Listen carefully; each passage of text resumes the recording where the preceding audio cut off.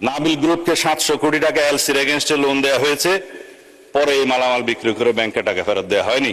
দুষ্ট লোকেরা বলে সেটা কোনো এক দলের নির্বাচনে তহবিলে লেগেছে। তিনি যে সমস্ত অভিযোগ আনলেন যে কোনো একটা দলের দিকে ইঙ্গিত করে, একবার নাম বলে দিলেই পারতেন জামাত ইসলামী। তিনি বলছেন যে মাঝে মাঝে নেকাব খুললে ভালো, এটা খুলে দিতেন। এখানে নেকাব রাখলেন কেন উনি? যে এখান থেকে 700 টাকার একটা কি জানি 700 কোটি টাকার লোন কে নিয়েছে, এটা কোনো একটা দলের নির্বাচনী ফান্ডে ফান্ডিং করা হয়েছে। আমি এটা পরিষ্কার জানতে চাই, উনি জামাতকে এটার দ্বারা মিন করেছেন কিনা। যদি উনি মিন করে থাকেন, I am taking absolute challenge.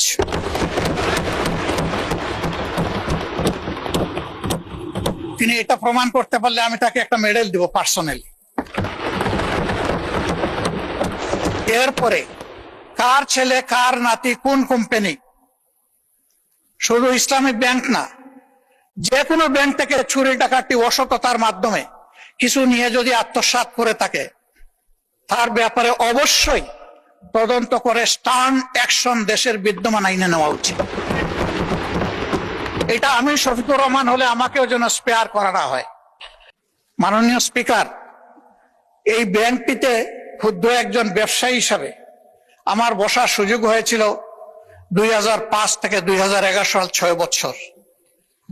ব্যাংকের বোর্ডে বসতাম, শিখতাম, জানতাম, বাংলাদেশের অর্থনীতিকে বোঝার চেষ্টা করতাম।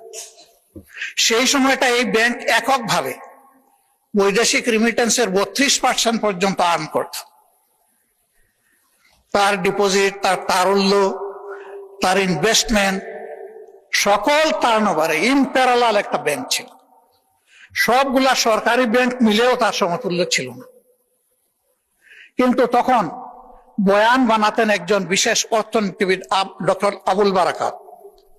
তিনিও আঙ্গুল তুলতেন জামাত ইসলামের দিকে, যে এখান থেকে জামাত ইসলামী হাজার হাজার কোটি টাকা নিয়ে যাচ্ছে। তার এই বয়ানের ভিত্তিতেই শেষ পর্যন্ত এই ব্যাংকে অভ্যুত্থান করা হলো, দখল করা হলো। 15.5 বছর দুঃশাসন চালানো হলো। কই প্রমাণ কোথায়? 15.5 বছর তো না। এখনো আবার একই তারে যদি কথা বলা হয়, আমি বলবো আমরা কি আবার সেকেন্ড আবুল বারাকাত হতে যাচ্ছি?